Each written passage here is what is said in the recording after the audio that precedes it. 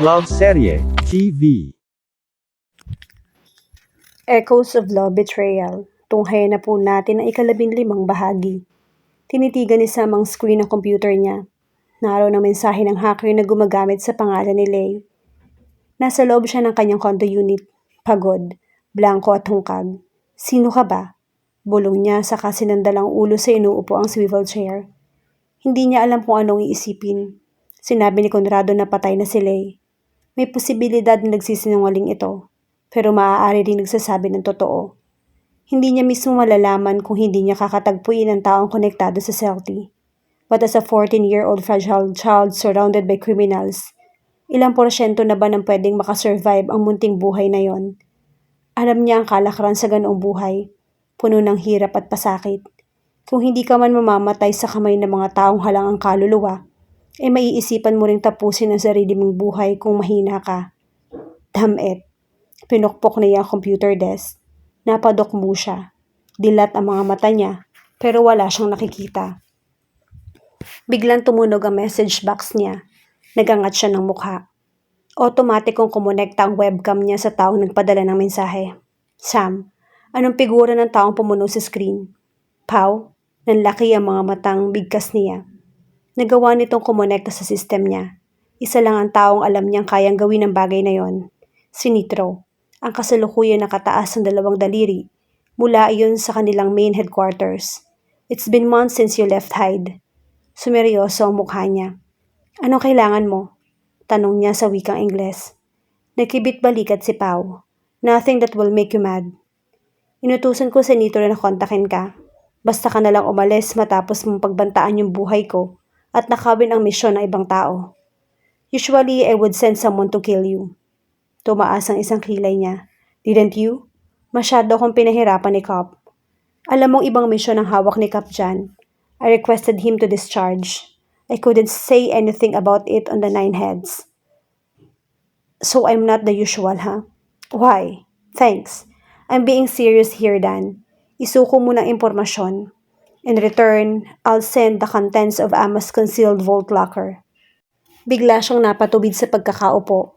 Ano ibig mong sabihin? Isn't it empty? Alam niya kung ano ang tinutukoy nito. Vault locker na meron ang lahat ng assassin ng Hyde. Kahit siya ay meron din iyon subalit walang laman. Wala siyang mapag-iwanan kung ano ang meron siya. Wala siyang kaibigan o pamilya.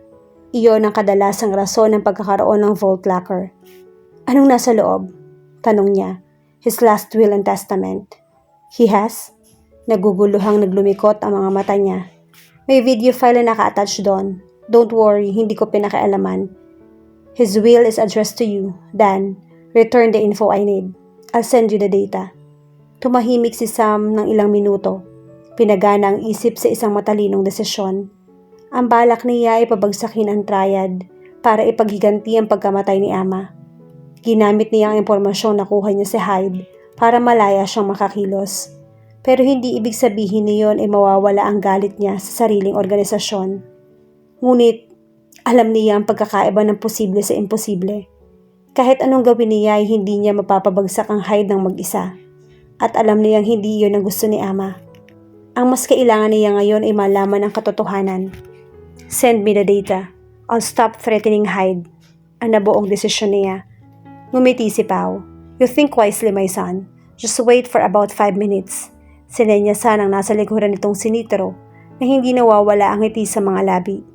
Hi there, Sam. Bati pa ni Nitro. Umupo ito sa harap ng monitor. Kokontakin kita kapag tapos ka na dyan. Saad ni Pau. Thanks, Pau. Salamat sa pagsasabi mo sa akin. Yumuko siya at nag-iwas ng tingin. Marahang umiti ang mentor niya. Sumaludo si Nitro sa kanya bago naputol ang koneksyon. Wala pang 5 minuto ay dumating na ang file na inaabangan ni Sam. Nanginginig ang kamay niya mula sa pagkakahawak sa mouse. Nang tuloy niyang i-click ang video file ay nakita niya nakaupong si Ama. Parang nakabikig ang lalamunan niya nang makita ang mukha nito. Mahigit 2 taon na rin. 2 taon na pala siyang tila nangangapa sa dilim. Naghahanap ng rason para tumawa at mabuhay. Oops, not good. Tumawa si Ama sa kainayos ang anggulo ng video camera na nasa harap nito. Huwag kang tatawa, Sam. Anito sa wikang Ingles saka umayos ng upo at tumikhim. Walang nakakatawa sa sitwasyon na to, Ama. Napapailing na saad niya na parang narinig siya ng kausap. Kahit na may tipid na ngiti sa kanyang mga labi, ay ramdam niya na nabasa ng luha ang kanyang pisngi. If you're watching this, partner, that means hinimas nito ang baba. I'm on the other side of the world. Umikot ang mga mata ni Ama. This is actually interesting, Sam. Hindi ko na ma-imagine na patay na ako. Muli itong tumawa at napakunot sa ulo. Okay, alam kong naiirita ka na. Yumugyog ang mga balikat niya. Stupid old man, this is not a joke. Bulong niya habang naglalanda sa mga luha sa pisngi. Damn you. Tumikhim ito. Ngayon ay seryoso na mukha sa monitor. Ikaw ang nakakaalam na may anak akong babae, Sam. Alam mo na ang pangalan niya. Ley Castillo, the daughter of Celine Castillo. Ni hindi ko nabigay yung apelyido ko sa kanya. Bumuntong hininga ito. These are things that I can only provide for my child. All my assets, properties, and money. I registered it on her affiliation. Pero, alam mo ang connection ko sa Hyde. Ayokong ipagsapalaran sa organisasyon ng existence niya, kahit na malaki yung tiwala ko kay Pao. Huwag mo siyang sisisihin kung sakali dahil kumikilos ang lifter. Hindi para sa pansariling dahilan. Ikaw ang gusto kong atasan sa napakabigat na pasanin na to. Nais kong protektahan mo sila sa abot ng makakaya mo. Napasinghap si Sam. Bumigat ang dibdib niya. Why? I knew you'd ask why. Hula nga nito. I realized that Ley could be in any kind of danger whether or not Hyde existed. I want her to live her life comfortably and safely. I don't know what will happen, but if time comes when her life will be placed in danger, I'll do anything to save her, partner. Even abandon Hyde. Kaya ba mas pinili mong mag-traidor, Ama? May hinanakit sa tinig na sabi niya. Kung sana'y sinabi lang nito sa kanya ang lahat, maaaring natulungan niya ito.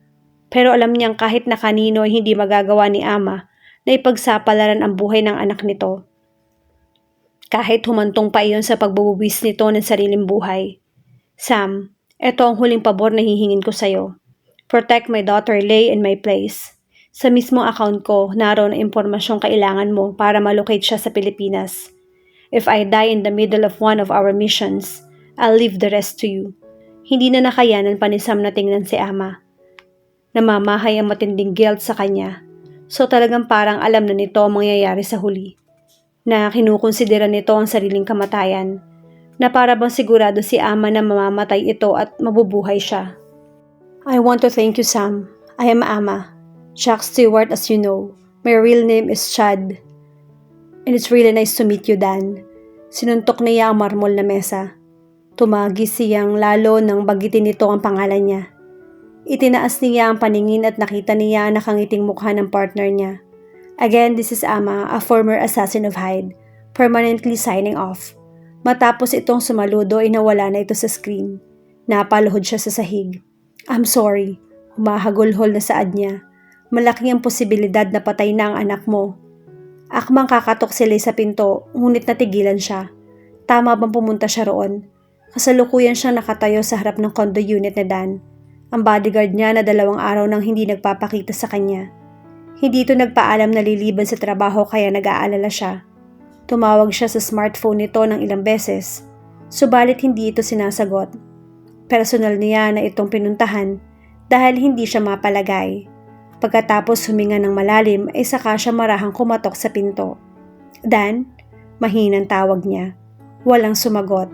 Nilaksan niya ang boses niya, pati na ang pagkatok, ngunit wala pa rin tumutugon. Pinihit niya ang seradura at nagulat siya na hindi iyon nakalak. Kinabahan siya na ibukas ang pinto. Pumasok siya sa loob. May narinig siyang tugtog mula sa kwarto. Habang naglalakad siya patungo sa sala ay unti-unting lumalakas ang tugtog. I dreamed I was missing. You were so scared but no one wouldn't listen cause no one else cared. Marahan ng mga yabag niya. Ramdam niyang nasa loob si Dan. After my dreaming, I woke with this fear. What am I living when I'm done here? Nang marating niya ang living room ay nakita niya ito. So if you're asking me, I want you to know. Naroon ang binata sa sahig. Nakataas sa magkabilang tuhod nito na nakabukaka at nakapatong ang 2 braso. Nang iangat nito ang mukha ay natutop ni Ley ang bibig. When my time comes, forget the wrong that I've done. Help me leave behind some reasons to be missed. Blanko ang abuhing mga mata nito. Tila walang nakikita o naaaninag. Hindi ito nagsalita kahit alam niyang nararamdaman nito ang presensya niya. And don't resent me. And when you're feeling empty, keep me in your memory. Leave out all the rest. Leave out all the rest. Dan, pabulong na sabi niya. Hindi pa rin ito tumutugon. Don't be afraid. I've taken my beating. I've shed what I've made. I'm strong on the surface, not all the way through. I've never been perfect, but neither have you. May problema ka ba? Ilang pulgada lang ang distansya nila ng binata. So if you're asking me, I want you to know. Eliza? Mahinang tawag nito sa pangalan ni Lay, pero nakatingin pa rin ito sa kawalan. Parang may sumaksak sa kanya nang mula sa walang buhay nitong mga mata ay pumatak ang ilang butil ng luha. Hindi niya napigilan ang sarili at patakbong lumapit sa binata. Lumuhod siya at kinabig ito. When my time comes, forget the wrong that I've done. Help me leave behind some reasons to be missed. Don't resent me. And when you're feeling empty, keep me in your memory. Leave out all the rest. Leave out all the rest. Sabi ko namang hindi ka nag-iisa. Umiiyak na pahayag niya. Ibinaon niya ang mukha sa balikat nito. Kung may dinaramdam ka, huwag mong kimkiming mag-isa. Kung hindi mo kayang sabihin sa akin ang problema mo, okay lang. Basta dito lang ako sa tabi mo, kahit itaboy mo pa ako. Hindi ako aalis kung nakikita ko sa mata mo ang kailangan mo ng makakasama. Forgetting all the hurt inside you've learned to hide so well. Pretending someone else can come and save me from myself. I can't be who you are. Mahigpit na niyakap siya nito. Eliza, huwag mo kong iiwan. Kailangan kita. Bulong nito. Paulit-ulit na tumango si Lay. Bakit ko iiwan ng lalaking gusto kong makasama? Suminghot siya at marahang hinagod ang likod ng binata upang payapain ang kalooban nito. When my time comes, forget the wrong that I've done. Help me leave behind some reasons to be missed. Don't resent me. And when I'm feeling empty, keep me in your memory. Leave out all the rest. Leave out all the rest. I love you, Eliza. I love you so much. Nanlaki ang mga mata ni Lay nang marinig ang confession ni Dan. Walang kapantay na kaligayahan ang pumuno sa kanyang puso. Hindi niya inaasahan na maririnig ang katagang iyon mula rito. Sa bodyguard niya ito na tila walang taong pinapahalagahan. Nawaring wala sa bokabularyo ang salitang pag-ibig. Mahal din kita, Dan. Mahal na mahal. Kung ano ka at sino ka, mamahalin kita ng buong buo. Nang bahagyang inilayo siya nito ay kusang umabot ang mga labi nito sa kanya.